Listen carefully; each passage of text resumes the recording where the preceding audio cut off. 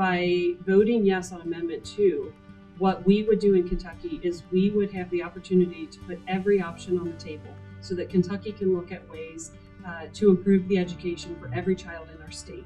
That we could be like the states around us who are saying that we know that our children are the future, that if we put education first and we put every option on the table, we can then explore the best ways for us as a state to really support every child to help them thrive. 2 years ago, a parent emailed me whose older son was with us several years ago when I first began my career, and she gave a brief description of the experience her then third grader was having in the public school in Covington, and it was not a positive experience. And she said her words, "Will you please take a chance on my child?" Every single one of my children is different. They each have their own different personality. They have different gifts in educational areas. One might be better in reading, others in math.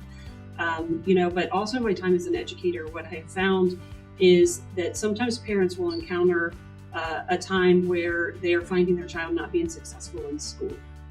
Some of those times I found it could be because their child made a poor discipline decision and got in trouble. Other times it may be they're just really struggling to read, and the staff and teachers have worked with all types of interventions, and they're just struggling to help that child succeed in that area.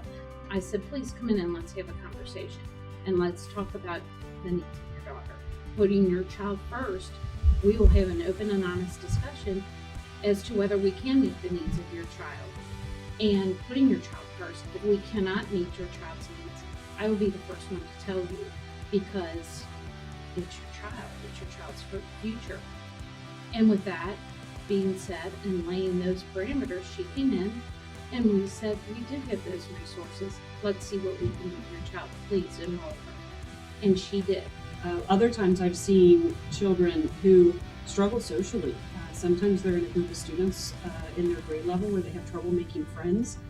And those have really big impacts on a child's ability to learn when they come into the classroom. And so what school choice does is that it empowers parents to, when they look at their individual child and they see their child doing well, then that's great. Then the school where they're at will continue to be a great place for them. But if they find that one of their children is maybe struggling and things aren't working quite right, and they feel like they've exhausted all of the options within the school, having the ability to look at other schools or other classroom environments that might be better for their children, that needs to be an option for Kentucky families.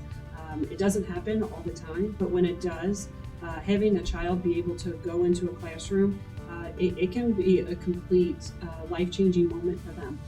We have seen this countless times.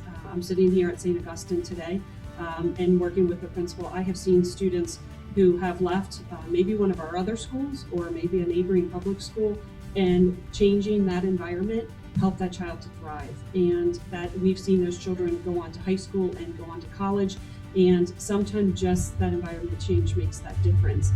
Unfortunately, in Kentucky, not all families have that option because you have to be able to afford that option in Kentucky.